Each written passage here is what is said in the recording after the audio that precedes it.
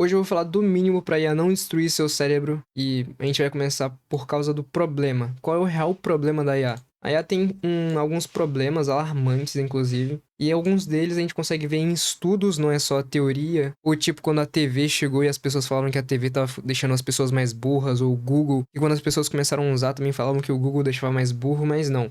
Aqui a gente tem realmente alguns estudos que eles são aqui. Muitos deles são do MIT, eu vi muitos estudos do MIT, mas alguns dos principais estão aqui. Eles mostram algumas coisas muito preocupantes quando a gente olha na questão da IA. Se a gente for olhar aqui as consequências, a gente consegue ver algumas consequências que são bem alarmantes mesmo, que são, por exemplo, a perda de memória a longo prazo, menos persistência de informação, as ideias que se tornam mais homogêneas, o menor senso de ownership, ou seja, se você não tiver mais IA com você, você não consegue mais resolver os problemas, e o aumento na sensação de solidão. E você pode até falar, nossa, mas isso aqui não tem nada a ver, mas sim, tem muito a ver, inclusive nesses estudos aqui que eu vou deixar no link da descrição, vai falar sim sobre isso, em que em alguns casos a IA deixa assim as pessoas com um maior senso de solidão, e esses basicamente são os maiores problemas que a gente vai ter quando a gente fala de uso de IA. Tá, e agora você pode me perguntar, mas por que isso acontece?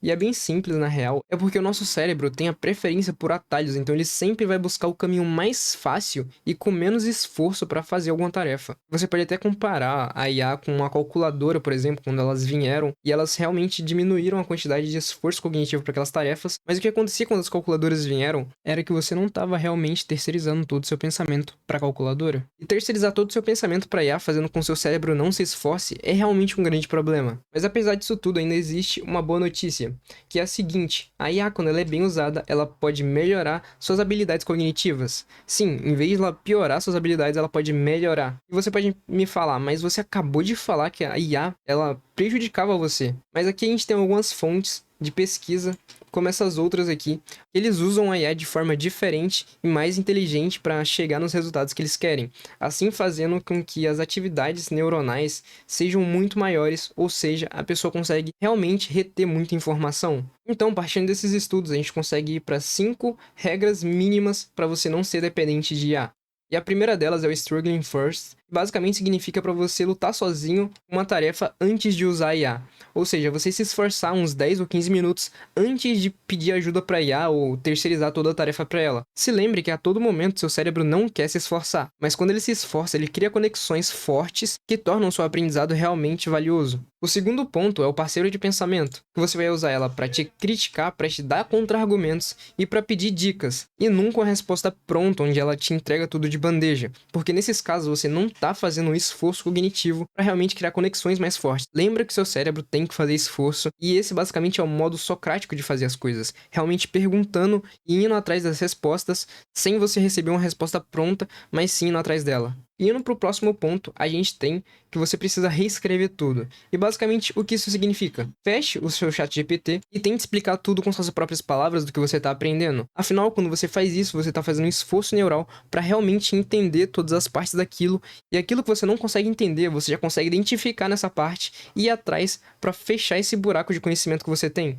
E o próximo ponto é seja radicalmente crítico. E o que eu quero dizer com isso? Exija fontes, exija pontos fracos e o que ficou de fora de todo aquele pensamento que você está fazendo. Ou seja, se você está fazendo algum projeto ou estudo, você tem que saber onde estão os pontos fracos daquilo e onde estão os erros e o que está ficando de fora, porque isso enfraquece a sua base de conhecimento sobre aquilo. Nesse passo, você consegue entender as suas lacunas de conhecimento sobre aquele assunto ou tema e também consegue entender de onde aquilo veio e consegue estudar pelas fontes primárias daquele conhecimento. E a quinta regra, e a última, é basicamente crie regras pessoais. E o que eu quero dizer com isso? Defina limites de uso de IA ou tenha blocos sem IA nos seus estudos. Ou seja, eu começo meu estudo ali sem IA uns 10 ou 15 minutos, depois eu começo a aplicar IA no meu estudo, mas depois disso eu faço alguns blocos sem utilizar IA para realmente entender tudo aquilo que eu estou fazendo e logo conseguir identificar as partes que estavam ficando de fora do meu raciocínio ou que não estava conseguindo entender. E faça uma auditoria semanal de metacognição. E o que isso significa? Significa basicamente que quando você chegar no seu final de semana, por exemplo, você vai analisar e vai ver se tudo que você aprendeu você realmente sabe ou se você só chegou na resposta por causa da IA. Então, para concluir essa linha de pensamento, você tem que escolher basicamente se a IA vai te servir como um superpoder para ampliar seus conhecimentos ou se ela vai servir como muleta para só te levar onde você quer, mas você nunca vai entender o que você realmente está fazendo.